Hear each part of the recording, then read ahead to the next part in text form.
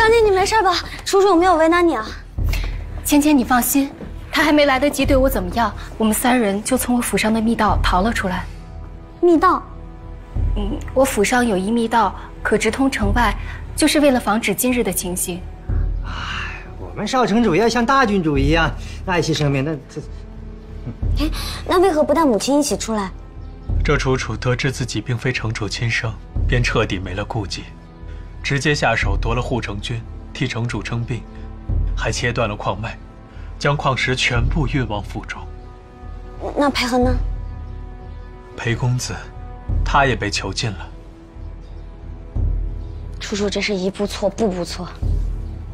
张姐，你放心，这次我从玄虎城借了一些人马回来，一定能够救出母亲跟裴恒的。可是你就带了这么些人过来，我们玄虎能出人出力就不错了。一个小丫头还挑三拣四的，长他人志气，灭自己威风。父亲，你也来了。退下。您误会了，我是怕芊芊和楚楚他们硬碰硬。依我看，还是攻城为上。玄虎城以冶炼和火药营生，战力非凡，能够以一敌十。进城后，咱们兵分2路，一路去救你母亲和裴恒，还有一路打探矿石消息。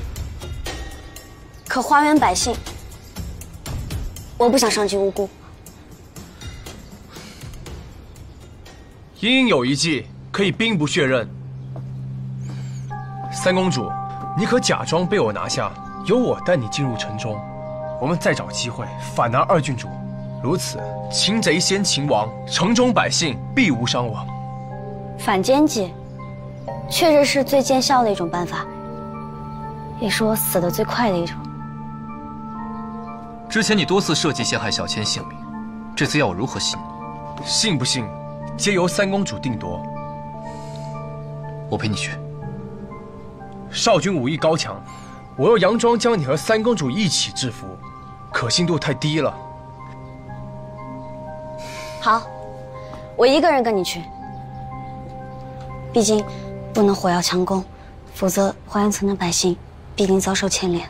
你当真愿意为了花园城的百姓赌上自己的性命？不愿意，可我没有办法。三公主，小人此生必死生追随。你起来吧，你每次拜我，我都没什么好事。少城主放心，我会带人里应外合，配合你们。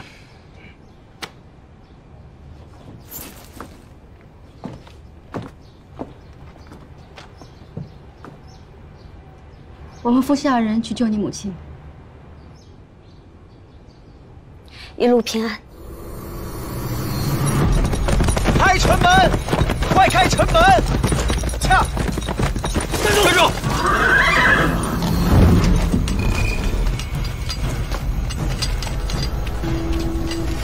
你是谁？在下苏子英，奉2郡主之命捉拿陈芊芊，还不放行？苏子英，放下芊芊！